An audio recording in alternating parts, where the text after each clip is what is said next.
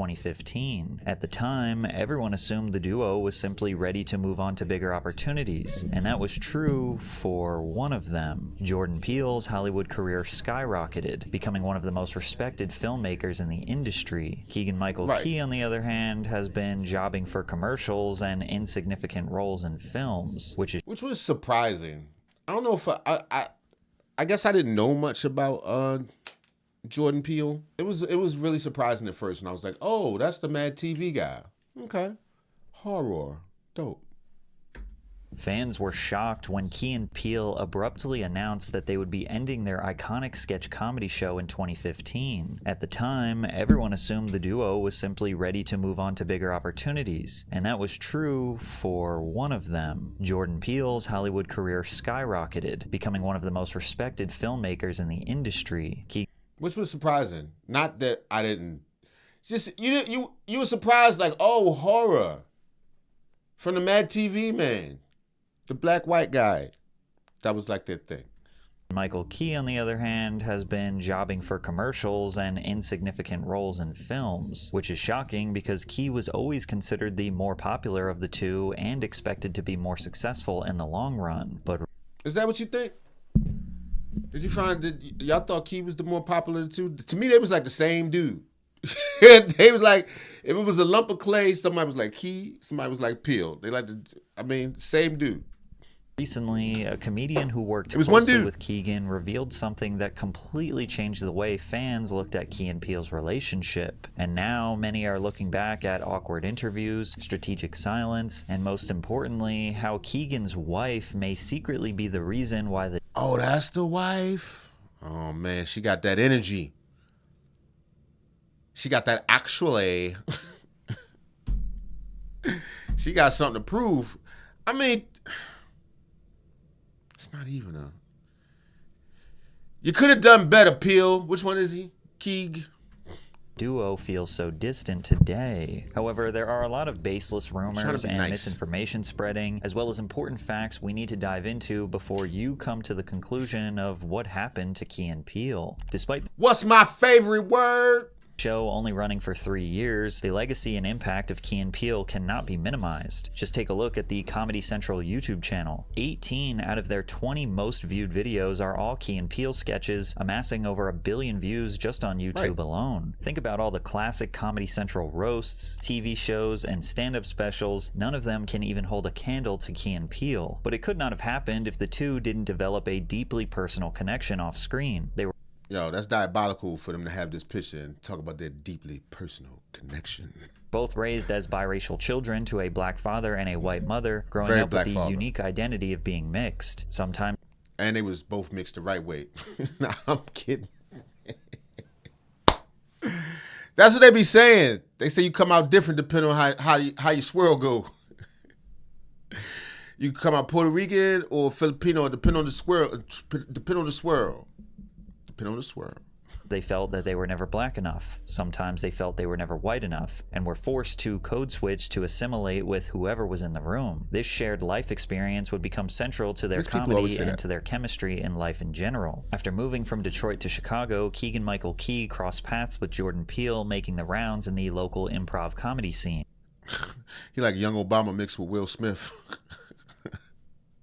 The two realized they had incredible synergy, so they started working together and were eventually picked up as writers and talent on the Fox sketch comedy show Mad TV. Banker is prepared to offer you $350,000. No deal.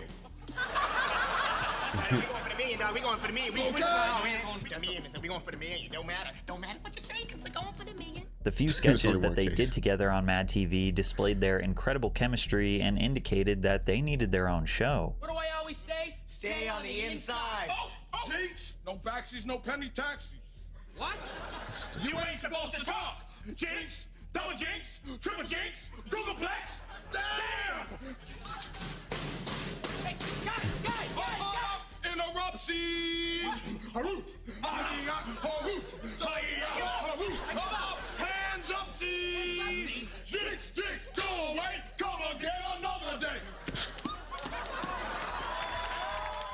Unfortunately, their time on they funny, but they like just so over the top goofy, yo. You gotta respect it though. the commitment to comedy. They stay stupid, yo. TV was short-lived until the entire program was canceled in 2009. Afterwards, Key landed a supporting role in the short-lived sitcom Gary Unmarried, which was canceled in 2010. Meanwhile, Jordan's pilot for a comedy show titled The Station had been shut down by Fox executives, leaving both of them without work. That's when their shared talent manager suggested that the two get together and try to launch their own project. So my sitcom got canceled and his pilot for Fox didn't go. And our manager said, would you guys be interested in doing something together? Because I've got a situation that I think I can leverage. The result of this was them creating their own sketch comedy show called Key and Peele, which was picked up by Comedy Central and slated for a 2012 release. Which is really a no-brainer at the Mad TV. And I'm not mistaken, I'm sure Key and Peele did better than Mad TV ever did. Their series debut came right after the season 4 premiere of Tosh.0, setting the comedy duo up for the biggest opportunity of their careers. And to say they capitalized on it would be an understatement. Two of their most iconic sketches were in the very first episode, starting with a classic where the two attempt to say a forbidden word in regards to their wives. Which by the end of this video, you'll see how incredibly ironic it is that this was the very first Key and Peele sketch. I was just about to say that. What's my favorite word? I looked this woman in the eye. I said, bitch, you told me 6:45. You said that? Yeah, I said, In the same episode, their next bit was Jordan acting as President Obama giving a speech to the country, and Key acting as his anger translator, turning his respectful words into aggressive commands. I just want to say to my critics, I hear your voices, and I'm aware of your concerns. so maybe if you can chill the hell out for like a second, then maybe I can focus on some you know? The show was an instant hit. Over 2 million viewers tuned in for the debut episode, and future episodes would continue to pull in millions of viewers. But before we get into that, we all live busy lives. There are so many things to do, and it never feels like there's enough time to have the time easier. This is a reaction from Patrick CC. Really dope creator. Hope he doesn't mind me reacting. Good video, bro. Doc lets you search and No. usually within 24 No. Florida at 9. where they poke out a new sketch off your to-do list. Every season they put out a new sketch that would become a cultural staple, like the East-West College Bowl, where I know y'all be like, stop brushing. I'm sorry. I'm trying to quit other things. Woosah. Here we go. they poked fun at ridiculous names of college athletes. Hingle McCringleberry, Penn State University. Le Carpetron Duke Marriott. Atlantic University. Luke Carpetron, Duke Marion. I never seen this one. Oh, they ain't shit, yo. Become a cultural staple, like the East-West College. Hold on, let me take the I'm sorry, y'all. I'm gonna take the closed caption down. Cause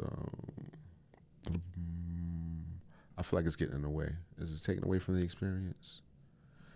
Turn them off, nigga. All right, I'm sorry. And I dropped the N-bomb. I owe y'all 10 push-ups. Here we go. College Bowl, where they poked fun at ridiculous names of college athletes. Hingle McCringleberry, Penn State University. Le Carpetron Duke Marriott. Florida Atlantic University. Dinklage Morgan, University of South Florida. Speaking of names, we have to mention the substitute teacher bit, where Key cannot pronounce extremely common American names. So why didn't you say it the first time I said Aaron? Because it's pronounced Aaron? Son of a... I love the word jokes because I'm dyslexic, so I get it. It is Aaron. That's what it's saying. And what's the other dude name was? Jadinklage Morticoon. University of South Florida. Speaking of names, we have to mention the substitute teacher bit, where Key cannot pronounce extremely common American names. So why didn't you say it the first time I said Aaron? Because it's pronounced Aaron? Son of a... You done messed up, Aaron! People still call me Aaron to this day. To this day. They had a way of making relatable humor refreshingly absurd, but I personally liked when they would lean into their ridiculousness a little more. My favorite sketch of theirs is Prepared for Terry's, where the two act as borderline schizophrenics who are trying to convince the passenger next to them that they will protect the entire plane if a terrorist tries to take over. You're gonna have to be ready to kidnap a Terry.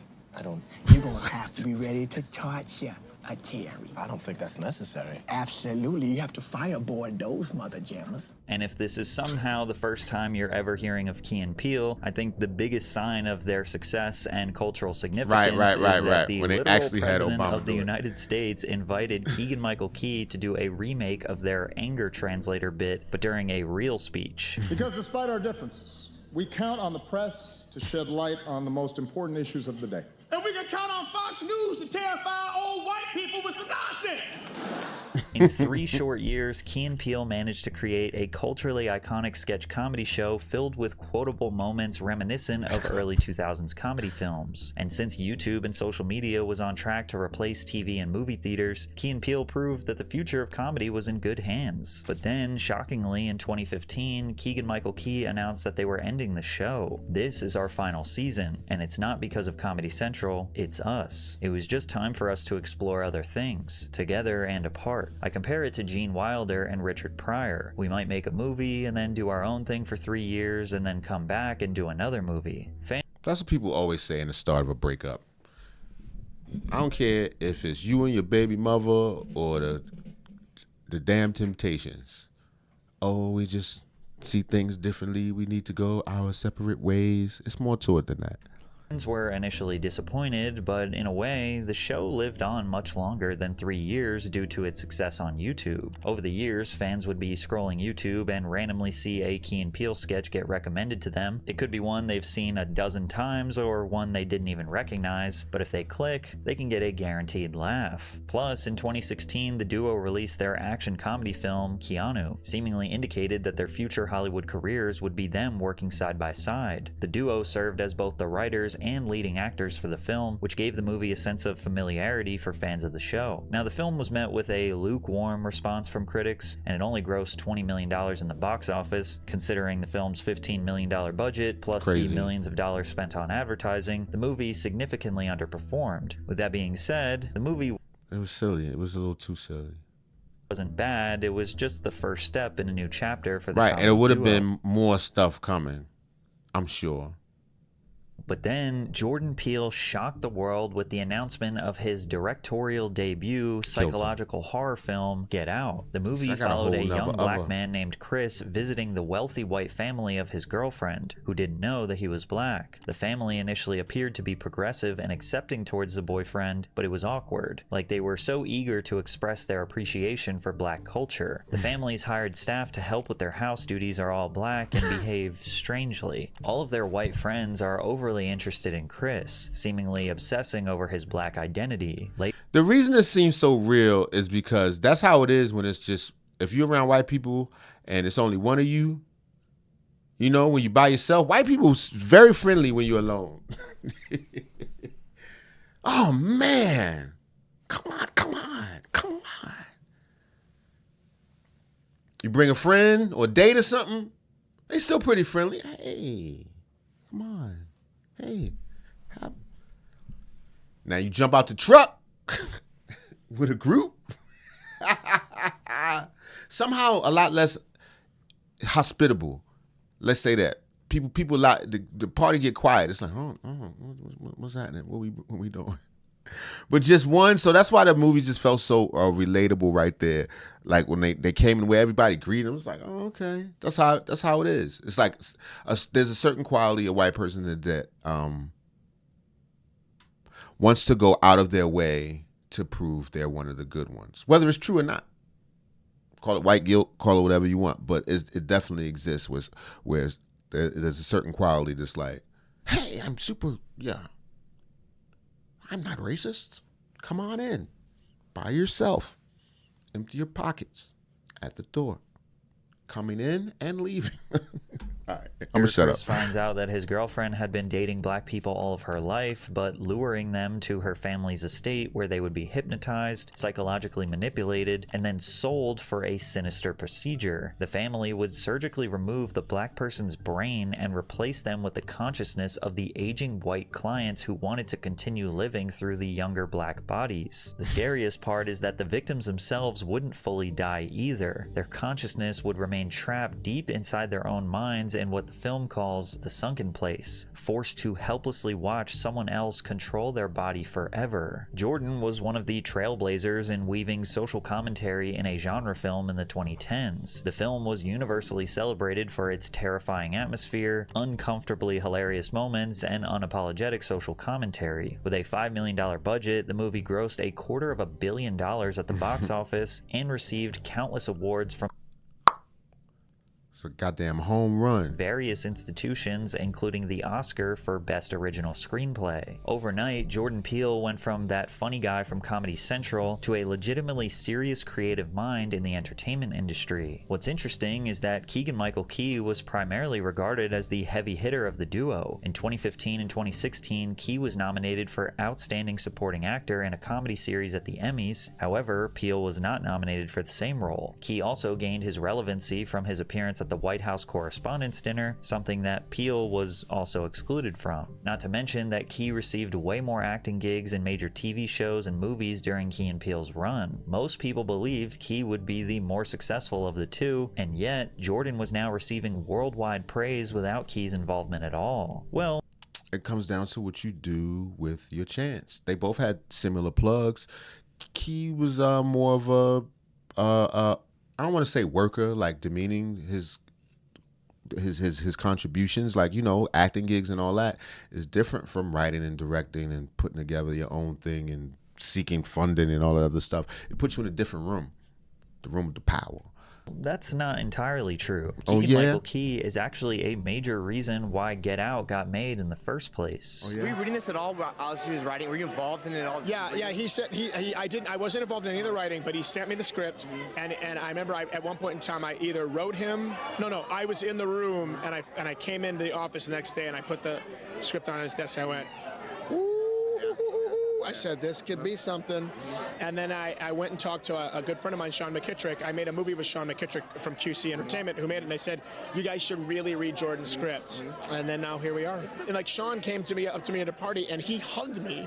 And I'm like, why are you hugging me? He's like, you brought the script to me. And I was like, look, but it was amazing. I could bring 1 million scripts to you, but if it wasn't that amazing, who would have made it? It's such a fresh story. And as if things couldn't get any better for Jordan, he followed up with a producer role on the 2018 film Black Klansman, which also received 6 Academy Award nominations. And in 2019, Jordan continued his reign of dominance as a director with the release of Us, a psychological Us was dope. Nope, I say.